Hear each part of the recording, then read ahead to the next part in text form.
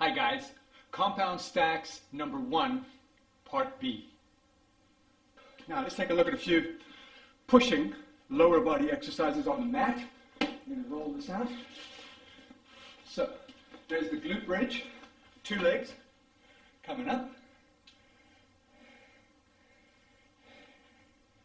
Some people get a bit of support, upper body push. If you don't want to cheat, then you can take your hands off. Okay, there's single leg. Okay, you can take a weight and do double leg, weight and do single leg. And there's even a variation where you can get a bit of calf action. And then single leg, calf action. Make sure, once again,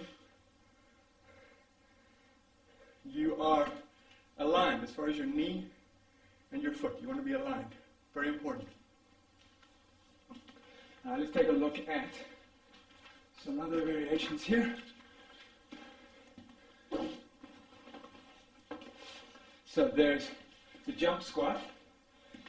I'm not a fan of jumping for the general population. I think any kind of power exercise, jumping is related to power. It's strength displayed quickly, speed strength. You can't jump slowly. So you really need to be, well on your way. A good rule of thumb is don't do any jumping for the first 6 months. Might even be good to wait for a year. So let's take a look at the jump.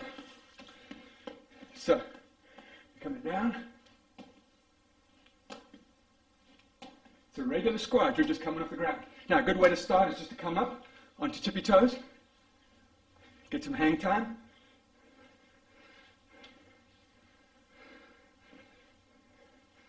Okay, now a good way to tell whether you're doing this right is whether that jump is silent. Well, maybe not completely silent, but it shouldn't be a heavy bang. That's not a good sound. It should be a light sound. Don't have the legs too wide, because then that's going to push the arms out and create a moment arm. It's going to create strain here. So you want to be fairly narrow.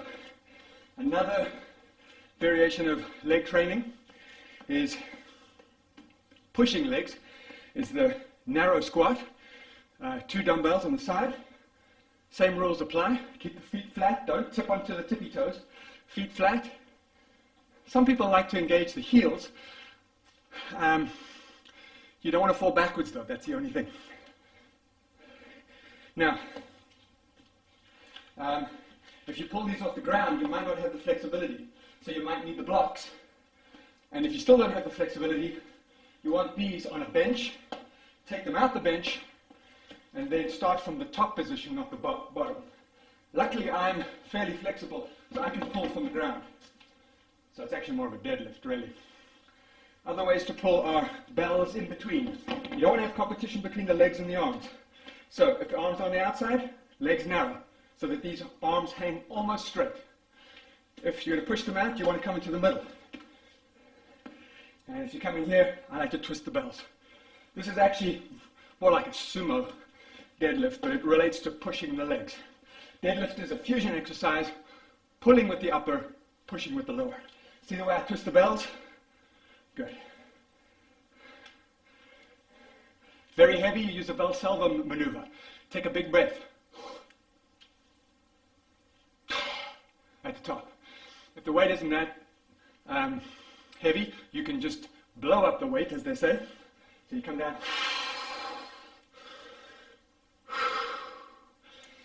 Put that back. Let's take a look at the calf raise. So, you can do it like this, just coming up onto your tippy toes, working the calf muscles, gastrocnemius and the soleus. You can get some hang time. If you're really brave, you can walk. Okay? Make sure that when you turn, you're careful. Okay? You can get some hang time at the top. Now, what you can also do to create a bit of a stretch is you can take these blocks, you put them right here. Take your weight and put the front part of your foot on. so you get a bit of a stretch. The larger this is, or the higher this stands as a block, the more stretch you're going to get on that calf at the back. And then you come up and come down for the stretch. Maintain good posture, chest pushed out slightly, and you can tuck the chin.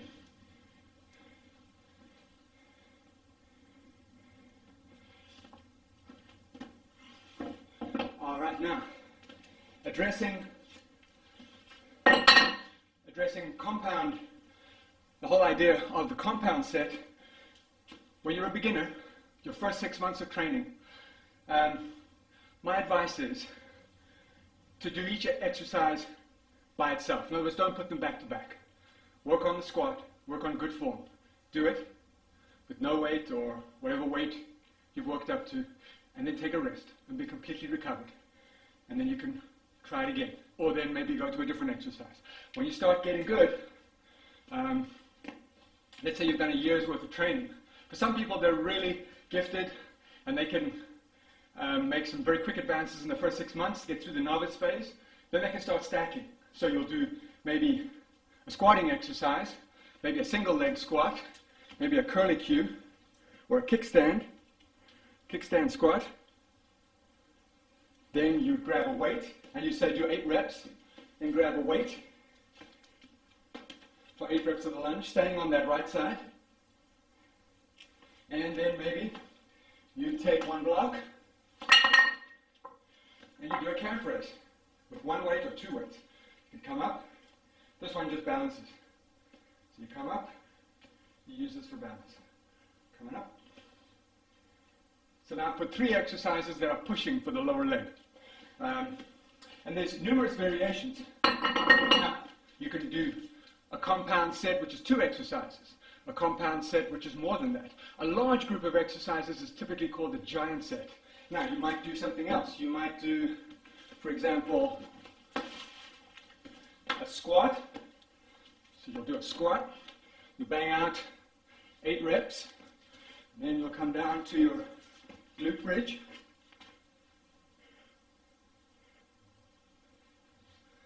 And then you'll get up.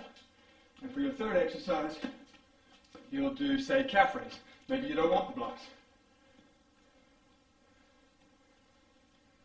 So you get the idea. So when you're doing single side movements, you can stay on that side.